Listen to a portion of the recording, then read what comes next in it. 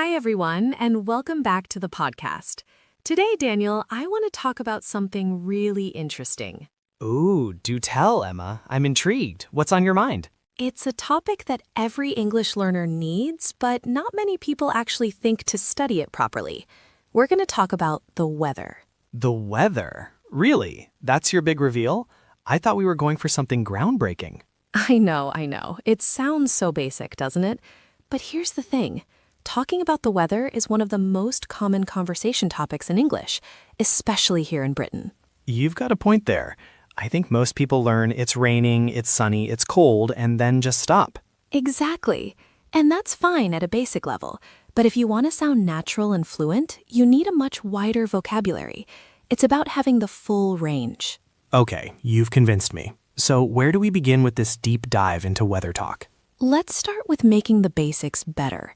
Instead of just it's cold, you can say it's absolutely freezing or it's bitter out there. Ooh, I love bitter out there. That's very British, isn't it? Very British. You'll hear those constantly in the UK. And for hot weather, instead of just it's hot, try it's boiling or it's sweltering. Sweltering is a good one. I also like stifling, which means so hot and humid it's almost hard to breathe. Yes, stifling is excellent. And for rain, because let's be honest, in Britain we talk about rain a lot. We certainly do. Instead of just it's raining, you can say it's drizzling for light rain or it's pouring for very heavy rain. And my personal favorite, which is so informal and British, it's chucking it down. Absolutely. And then there's it's spitting, which means just a few drops, not quite drizzling yet, but it's starting. So you've got a whole spectrum. Spitting, drizzling, raining, pouring, chucking it down. That's really helpful. It really is, Daniel, because in Britain, the difference between those things matters a lot. Whether you need an umbrella is a genuine daily question. True. What about describing the sky and the general feel of a day? Sometimes it's not just about temperature or rain. That's a great question. You've got words like overcast, meaning completely covered in gray cloud, no blue sky at all. And gloomy, which is similar to overcast but with a sadder feeling attached to the day. Exactly. Or murky for dark and foggy, hard to see clearly. Then for nicer days, bright. Not necessarily hot, but clear and full of light. And crisp. I love crisp for a cold, fresh, and clear day. You can almost feel that autumn morning. You really can. It paints a picture. What about that in-between weather, the stuff that's hard to describe? Ah, the British specialty. This is where English gets really interesting. There's close, which means warm and humid in a heavy, uncomfortable way.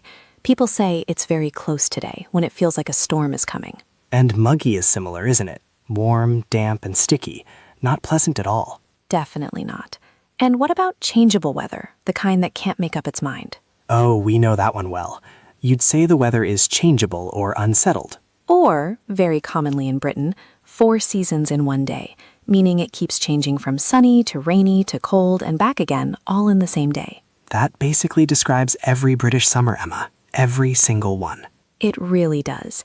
You also hear the weather's being very temperamental, which personifies the weather, like it's in a bad mood. I love that. The weather is temperamental. It's so expressive. And for wind, instead of just it's windy, try there's a strong breeze, which is quite pleasant, or it's dusty for sudden bursts of wind. Blustery for strong and changeable wind. And in extreme cases, it's howling outside, which means very strong wind making a lot of noise. Howling is so evocative, you can really hear it in your mind.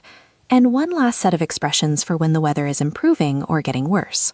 Lay them on me. These are always useful. The weather is picking up means it's getting better. The weather is closing in means it's getting worse. Darker, cloudier, more threatening. And it looks like it's going to turn. That's very useful. Usually meaning it's about to change for the worse. Exactly. So what's the big takeaway for our listeners today, Daniel? The takeaway is that weather vocabulary in English goes much deeper than just hot, cold, sunny, and rainy. Learning these expressions, freezing, stifling, drizzling, overcast, crisp, muggy, blustery, gives you a whole new level of fluency in everyday conversation. And in Britain especially, being able to talk about the weather properly is genuinely one of the most useful social skills you can have. It's practically a survival skill, Emma. It really is. So our question for you today is, what is the weather like where you are right now? Tell us in the comments, and try to use at least 2 of the words or phrases from today's episode. We'd love to hear from you. You can find us at EnglishUnfoldedUK.com, and there's a workbook for this episode in the description with the full transcript, vocabulary, and exercises. Thank you for listening to English Unfolded UK. Keep learning, keep growing. Bye for now.